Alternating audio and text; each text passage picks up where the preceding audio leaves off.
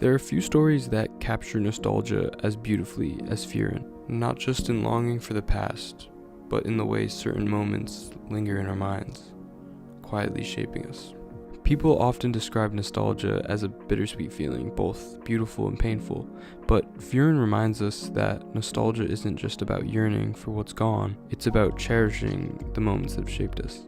On the surface, Frieren is a tale of a hero's journey after the journey is over. The adventures behind them, but beneath that premise lies something far more sincere, a reflection of the passing time and the understated beauty of the moments we tend to forget.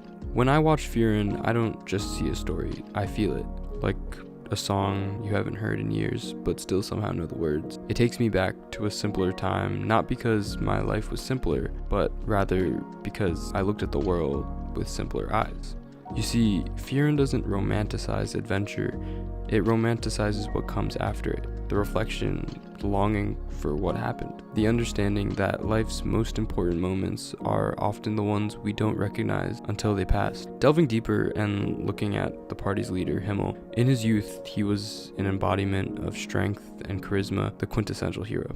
But to Frieren, what lingers isn't his victories or his courage, but rather the small gestures, the way he would admire sunsets, the time he spent picking flowers for her. Himmel's legacy isn't his swords or his deeds, it's the warmth in his humanity, etched into the hearts of those who loved him. Now from that, the show asks a poignant question. Do we appreciate the present, or does it only become precious in hindsight?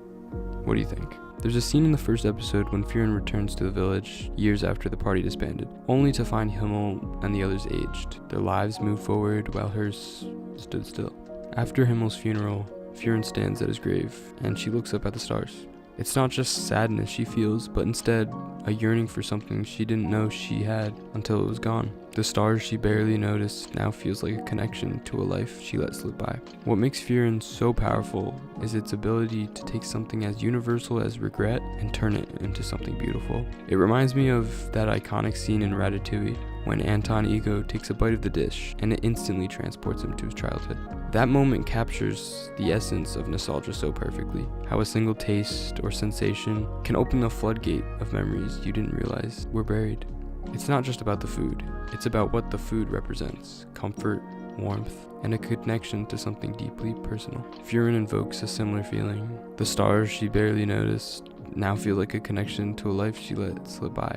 Like Anton's meal, it's a reminder that the smallest things, like a starry night or a fleeting gesture, can hold profound meaning. The show teaches us that nostalgia isn't just about longing for what's gone, it's about honoring it. It's about cherishing the small moments we often overlook, like a home-cooked meal. For Frieren, the journey isn't about slaying demons or finding spells or grimoires. It's about finding meaning in the memories she carries. And for us, the audience, it's a reminder to look at our own lives and see what moments have shaped us, to hold our loved ones a little closer and appreciate the moments that one day might be the ones we think of.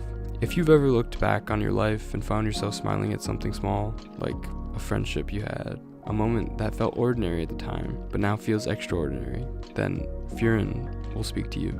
It's a story about the past, but it's also a story about how the past shapes the present. It's about how memories aren't just something we look back on, but instead, they're something we carry forward. So yes, Frieren romanticizes the past, but it doesn't do so to escape the present. Instead, it asks us to treasure the past, to see the beauty you might miss, and to find comfort in the knowledge that even the simplest moments can leave the deepest mark. This is why Frieren resonates so deeply with me, and I suspect with so many others. It reminds us that life's greatest treasures aren't the milestones or the victories, they're the quiet moments, the fleeting moments on the journey that make us who we are.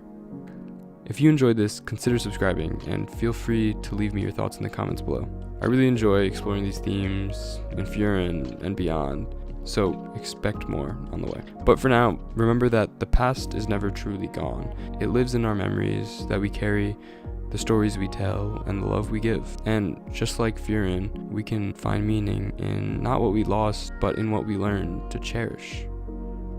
Thank you.